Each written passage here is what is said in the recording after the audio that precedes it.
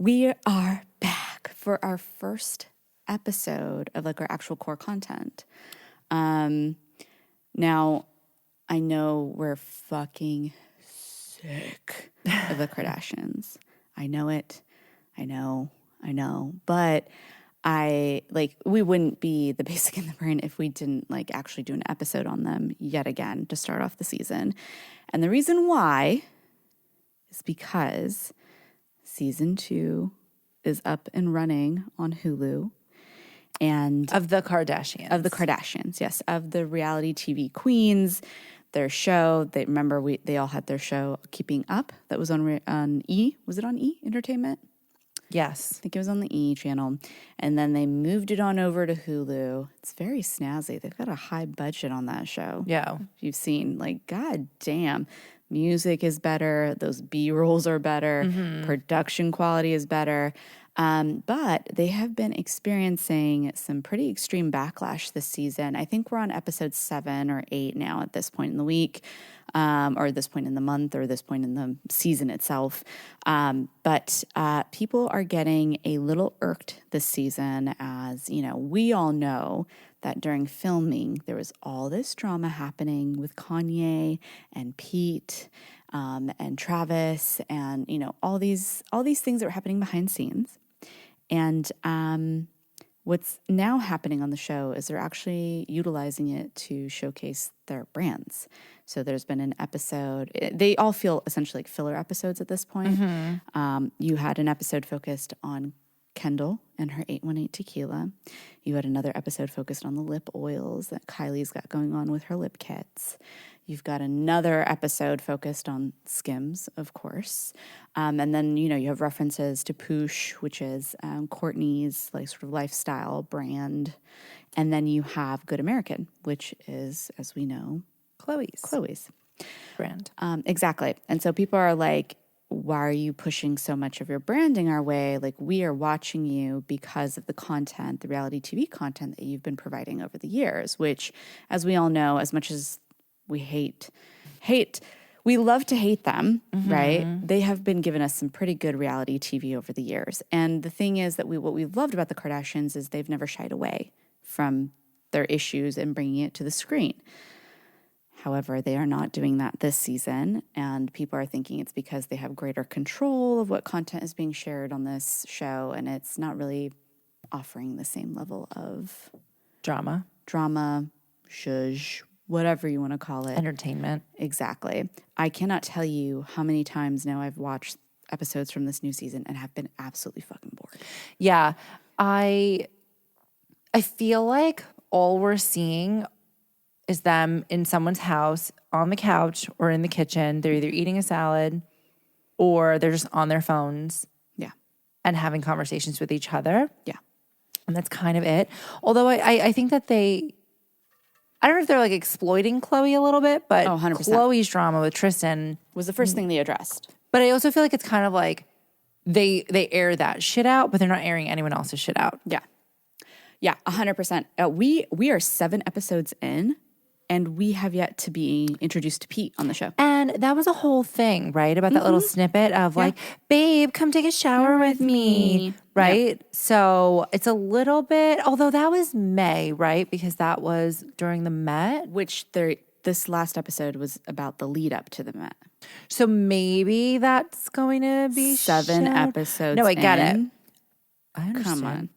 But it's just like, I feel like it's the same shit over and over and over and over again. Like we see Khloe sad or crying, yes. And then they're in their closet, then they're doing a fitting. Like it's really boring. Yeah. I will say, I thought it was interesting that the first episode that aired was focused on Khloe's drama. And when I say Khloe's drama, to provide context, for all of you who may be listening in new, didn't listen to our previous episodes where we talked about BBQs, Tristan couldn't keep his dick in his pants yet again, and apparently produced another child with, was it Marilee Nichols was her name?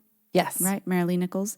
And this was also during the time when him and Khloe were going through a surrogate. And of course, it was obviously all within a few days of everything happening, of like when the egg actually successfully implanted, and then when the news came out. And so That was the first thing that they aired, and they talked about. They basically fast forwarded to that moment, brought it in as the first episode, and now we're actually seeing sort of a continuous timeline. Mm-hmm. But I personally believe, this is my own thought process, that the reason they're bringing this up is because Khloe, as you know, has been very vocal about her anxiety and appearing stupid in front of people. Because I will be honest, she has gotten a lot of vitriol from folks for allowing herself to be put in this position with Tristan. I will say I have a feeling that she said, I want this to be public because I want people to know that I actually wasn't an idiot and this was the course of events. Yeah, good point. And so I think that's why they made it front and center. However, I will say after that first episode, everything has just been absolute trash. Like, love Kris Jenner. Don't care that she got hip replacement surgery. Like, I'm just being honest. Like, did you care? No, but it also is kind of on brand for her. Remember, she showed us like when she got her. I feel like we've seen facelift, cosmetic surgeries, sure, but like, I don't know, like to have like a full episode about a hip replacement surgery, like that just. Yeah, no, I mean, I'm so bored. Yeah, I'm definitely bored glad about it. she like did it and that she's feeling good. You know what I mean? Like as a person, of course, I care for her, right? But at the same time, like that's really? like. Well, I think she's a mastermind in and of herself. And I actually really respect her. And if I were to meet her in real life, I would want to learn from her. You know what I mean? But I'm also like, this isn't making good reality TV. Like, you guys know what you were doing in the past. And clearly you guys are just using this as like product placement at this point. I think that they need to like, Scott's got to make a comeback. Oh, that's the other thing. Like, we're missing his like sarcasm. We're missing his like snarky ass commentary. Just because like Kourtney is marrying Travis, all of a sudden like we can't have Scott anymore on the show. Like here's the thing, I actually don't care for Travis much. Like I'm glad he makes her his happy. His voice annoys me. It's very effeminate. I don't like it. I think he is really. I love seeing how much he loves Kourtney. He seems like a fine person, wonderful human being. However, like he doesn't really provide much value to the show. For entertainment shock value. Yeah, whereas like Scott was just funny. Yeah. Like he was the comedic relief that we needed. Yeah. Him and Khloe, I feel like played off each other. I still think it's a little bit creepy, like sometimes how often they're together and like their relationship. Wouldn't it be funny if they ended up together? I would just laugh. I mean, I feel like they make a better couple than Kourtney and Scott do. But anyway, we're missing him. Yeah, 100%. We're also missing all of the Kanye drama. Yes. But I also, that's kind of messy. But that's their brand. What you promised us. Yeah, that's what they promised us. And that's what I'm saying is like, I feel like the show now, do they even need the show at this point? Like their level of celebrity, their level of influence in the world has already, I think, pretty much reached the pinnacle. Like I don't think you can go above where they're at in life. Like let's be honest, everyone knows who the Kardashians are. So do they even need the show? Like if you're not giving us the content that we want, right? The content that basically the type of content that made you famous, right? Where it was like unfiltered reality TV where we were getting these like high volatile moments, then like what's the point of the fucking show? Or is it actually smart of them from like a business use case standpoint to still have it, somewhat give us something, but really majority of it be boring, but then have it as like part of their product placement strategy? And for those who don't know what product placement is, it's basically when you have a brand or an item be kind of showcased or verbally discussed during a show. And it's basically a type of advertisement. So you know how like, a random example that's in my head, but not Twilight. What's 50 Shades of Grey? They only used Audi. Oh, yeah. And that was a product placement. Audi paid to have their vehicles be the vehicles that were used in the movie, for example. And that's kind of like what they're doing with this show. But isn't it supposed to be almost, what's the word I'm looking for? Like subconscious? It's supposed to be like invisible. Like where you don't really notice it, but it's kind of there so that like you don't feel like it's encroaching on your experience. Yeah. Like Buxom. I use Buxom lip gloss. We're just going to put that right there. Yeah. That's a bit much. No. Like that's excessive. I know. But I think like that's the whole point, right? Is for you to not realize that these like seeds are being planted. Oh, 100%. Of like, ooh. Yeah.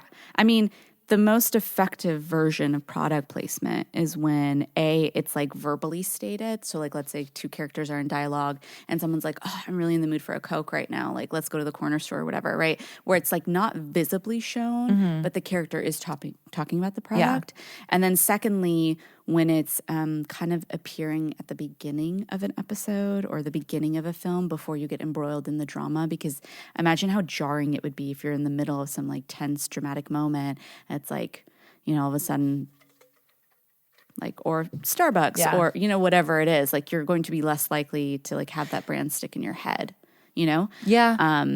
Yeah. But I was gonna say, do you think that part of the reason why it's so glaring is because it's their own products too, right? Like, let's say that they kept talking about Charlotte Tilbury makeup, whatever.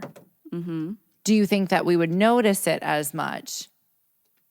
Like if they went shopping for makeup or something like that and they were like, oh my God, let's try on this lipstick. What brand is that? Charlotte Tilbury. Oh, I really like how this feels or whatever it is, like on my lips, I like the product and blah, blah, blah. Would we be so annoyed or would you even realize? I mean, we would realize. That's what I mean, the subconscious aspect of it. It's a fine-tuned balance between being able to get the product to subconsciously be stamped in the viewer's mind while also not triggering what's called as like persuasion knowledge. Okay. So this is like a phenomena that's been cataloged. And it's essentially when you know that you're kind of being persuaded or being manipulated to a degree. Yeah, exactly. Like you know what they're like trying dirty. to do. Exactly. It feels icky. It feels dirty. And that's kind of like what I feel is happening right now on the fucking show, if I'm being honest. Yeah, but that is also their brand. External to the show, which and we'll go back to like the show, but that is all they do. Look at their Instagram feeds. Mm-hmm. Even the way that's what you know, though. Like on Instagram, it's that's kind of what form. It's for. Yeah, it's like this show. We all know that they have been in the reality TV business for years now. Yeah. However many seasons they were on E, and then how they're on their second season now with Hulu. Like they knew. Like they know what content people are expecting. If you had product placement in there, awesome. But right now what you're doing is literally just making the show a walking billboard for your products. Yeah. That's kind of what has been happening. Mm-hmm. Or like the drama isn't big enough. You know what I mean? It's like, but it is big enough. What do you mean? No, it's not. The drama that they have this season. Oh, you mean on the show? I mean, I thought you meant like, oh, like they don't have anything going on. Like it's like a slow news week for them. But it's never a slow. Never. But like the show itself, like we're not getting. So for example, on one of the episodes, Kendall is like, okay, I'm going to go to Vegas for this 818 tequila event, right? Which totally fine. They've gone to events in the past that are part of their brand or part of something else. But like usually there's some kind of big drama thing. So it's secondary. So we don't get that persuasion knowledge phenomena that's happening or that's triggered. But the whole episode is literally with her. Just like holding a bottle. Literally bottles of 818 around her. And there's nothing happening. Yeah. You know what I mean? She ends up going to a dinner and then like Kylie doesn't show up for the plane. And there's like, oh, I'm a little annoyed, but she did just have a baby. And then that's it. And I'm like, what was the point of this whole fucking thing other than to persuade me to buy 818 tequila? Yeah. You know what I mean? Mm-hmm. Like it's just off-putting. But do you think that that's also like our fault? Like here's the thing, we've made these monsters. Yeah, right. But so we've made the monsters, but we also like keep enabling it. And what I mean by that is 100%. How many times have I said that like I really wanted to like Skims? Everybody talks about it. I see it everywhere. There's a new fucking drop every single day, right? Yeah. I wait for the sales. Let's be very clear. I don't buy things at full price. You know this. Mm-hmm. But I bought myself, I actually have it here.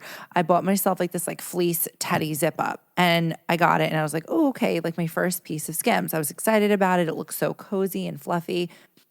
Got it. I'm sorry. I think that Forever 21 has better quality clothing. Yeah. So I was really, really disappointed in it. Thank God I didn't pay full price, but it was still not cheap. Yeah. I was super fucking annoyed about it. And I was like, oh my God, I will never, never, never, never. Then I have an event. I need shapewear. I'm like, you know what? I'm going to give it another chance. The loungewear, trash. But if anybody knows shapewear, it's Kim fucking Kardashian. What do?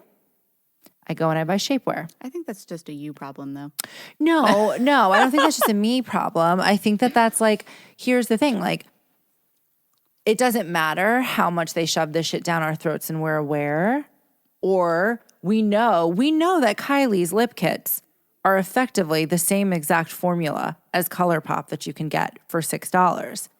But we all go and I don't, but Do you know what I'm saying? Like, we know these things. Like, I feel like we're so aware of it, but we're also so brainwashed to a degree. Yeah, like it's like yeah.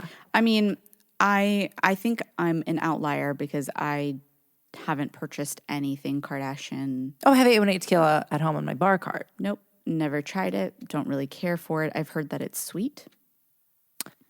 Here's the thing. I bought it because Mauro was coming to my house and he was like, "Oh my God, I got to try her tequila brand," which case in point, by the way. Like literally Kim Kardashian could be like, "Oh my God, this is a new brand of like poop that I'm selling." And Mauro would want it because he's a consumer. Yeah, consumer. Love you, but it's true. And so he was coming in, so he can't get, or at the time he couldn't get 818 in New York. So I was like, "Oh, let me get it for him." And then I tried it. It's actually drinkable, which I was like, "Ooh, I like this." But then I was talking to somebody who was like, tequila is not supposed to be drinkable. Yeah. So that means that there's a lot of other shit There's in there. a lot of additives in there. Yeah. So it's like not great. Yes, you know what I mean? But the point is, again, you're an outlier here. I am an outlier because I just don't care. So if I were to get shapewear, I'm going to go and actually look for shapewear brands that I think are reputable, that like work for my body shape size. I just don't trust them. Okay. But at the end of the day, right? Like they wear shapewear all day, every day. Like they should be, they're known for these things. We've known for a very long time. And I mean, I've probably seen so many videos on TikTok where people will show you the brand and then they'll show you what Chinese manufacturer they're actually getting their products from, and then showing you the price difference and then also the quality issues. So for me, I've already known for a very long time that their quality is absolute trash. Yeah. And so for me, I just don't care for it. But once again, I'm an outlier. I know I love pop culture celeb stuff, but just because you're a celebrity doesn't mean that your quality is good and that I should go and support your products. Yeah, absolutely. But I also feel to a certain degree like everything has some kind of celebrity endorsement behind it now. Every single makeup brand, not every, but a lot of makeup brands. Yeah. Alcohol, every fucking celebrity has an alcohol brand now. Celebrities have clothing brands, or they're a partner with like an athleisure company. It's everywhere. Even like, I mean, Kim has her own fucking Beats, her own headphones now. Like, I feel like you kind of can't avoid it.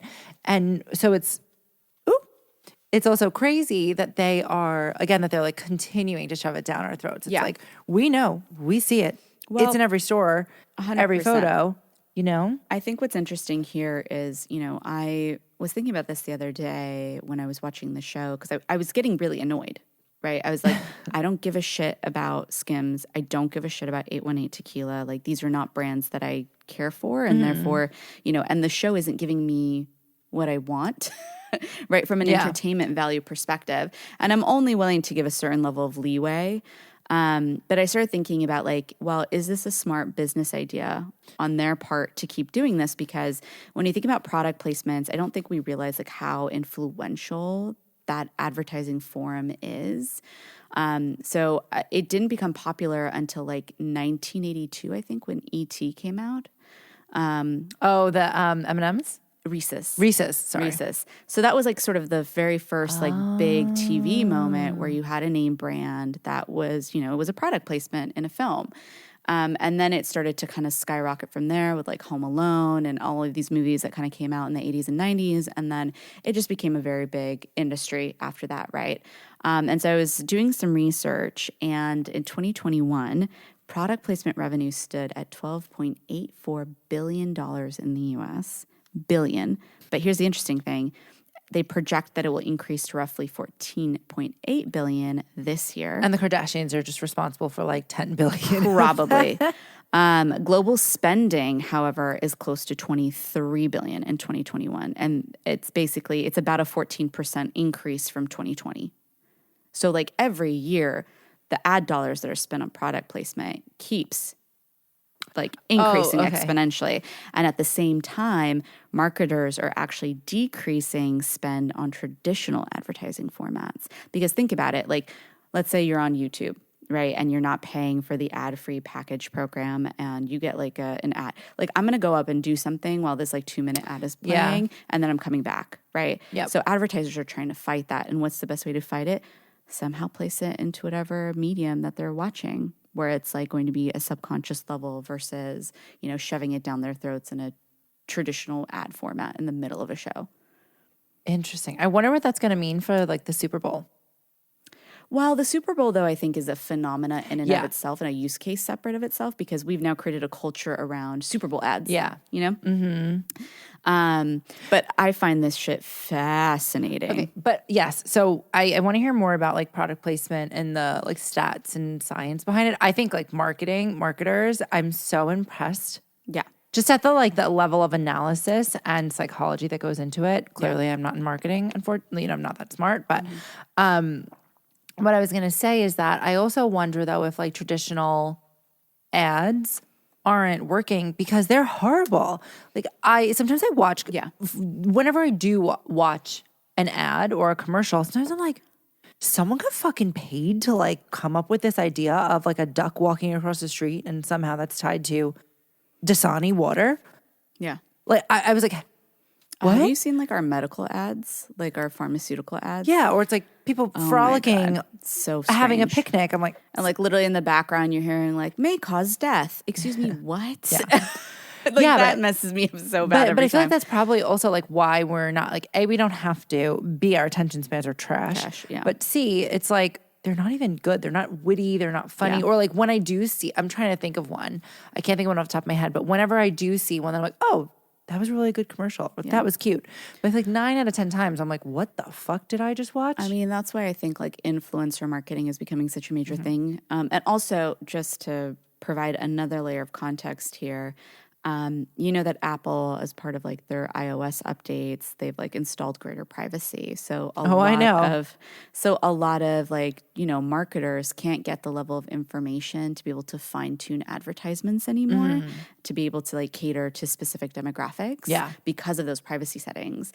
And so what now is happening is like, I don't know if you've noticed this, but I find ads and I'm like, how is this any way related to me in any way, shape, or form? Like I don't need this like Sky Rizzy ad randomly just like about like psoriasis. I don't fucking know. I'm just like, what? And so I find that fascinating too, because I feel like advertisers and marketers are battling sort of this age of increased privacy and also just trying to innovate around that of like how to get the right ads targeted to the right people. And I think that's why influencer marketing of like, you know, paying an influencer who you know what their demographics are to like, you know, showcase the product, or product placement, because I feel like media in particular, they have pretty good analytics as to like what demographic will like this film or TV show or whatever it is.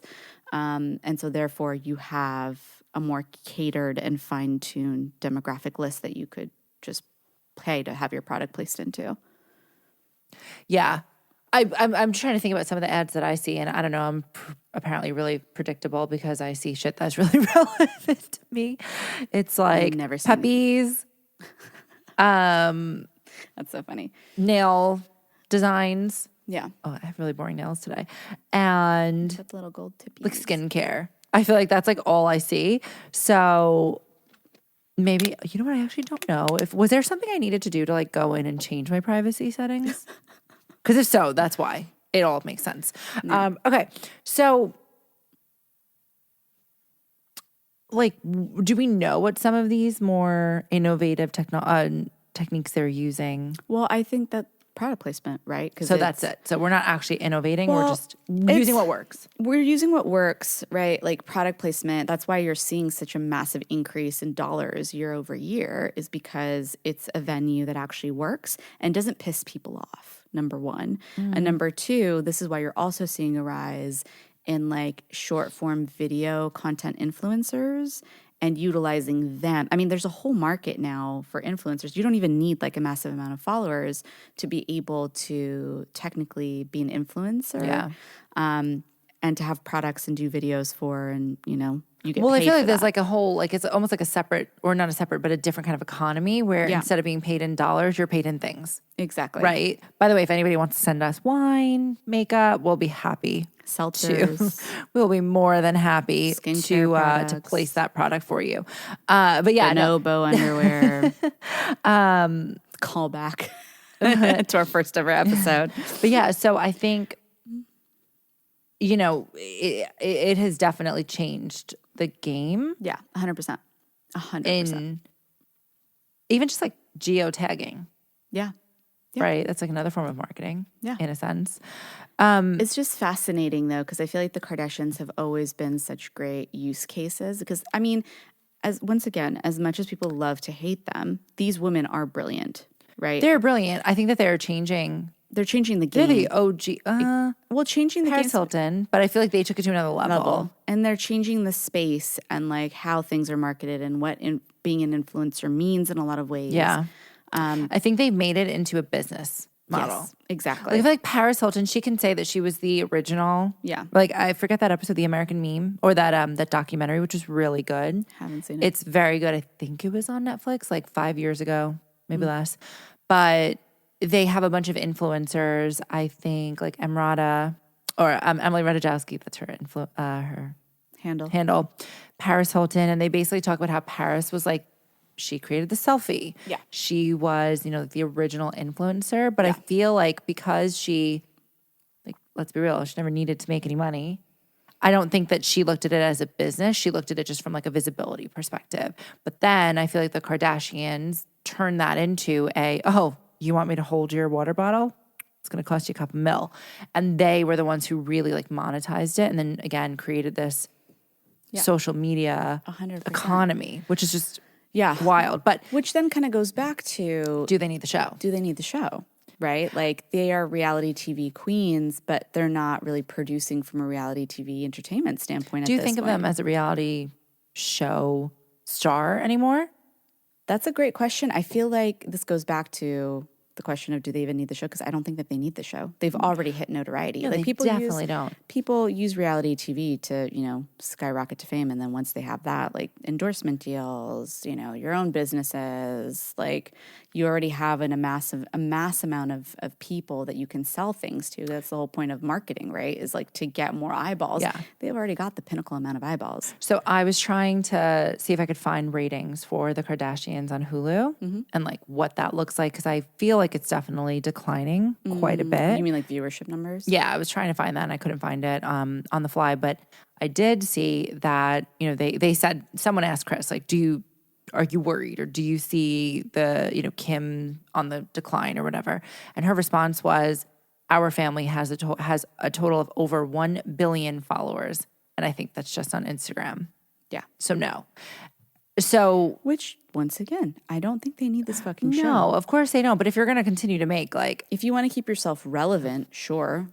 But I don't even think it's relevant, especially as like people move more towards like short form stuff. Like again, all goes back to 100%. Our attention span and blah, blah, blah. But it's part of the business model, right? It's like you have all of these like big drastic moments, filter people into the show. Then you have some of the product stuff like in the show, right? True. But like, so you're saying it's more about like the spend and less about the welcome to our lives or welcome to. It's just a piece of the puzzle of the life cycle. Got it. But it's not actually about like we want to be connected to our fans in that way. Exactly. Yeah. I didn't think about it like that for some reason. I know that's what we spent the last 30-something minutes talking about, but just made like, that correlation right now. Yeah. Yeah. So I just... The basic. And the brain. But no, I feel like that title in and of itself it gets switched around a lot too. What was it the other day that you said? And I was like, wait, the lamb thing. Oh my God, I had such a dumb moment. Anyway, going back to this. Wait. Maddie didn't know that a lamb was a baby sheep. I didn't. I literally thought it was like its own species. And she thought that veal was... I thought that was baby the big goat. No. I thought veal was the version. I thought a lamb was its own species and that veal was the baby of a lamb. That's what I thought in my head. And so that's when I was like, wait, so what's veal? And then you were like, it's a baby fucking cow. And I was like, oh, okay.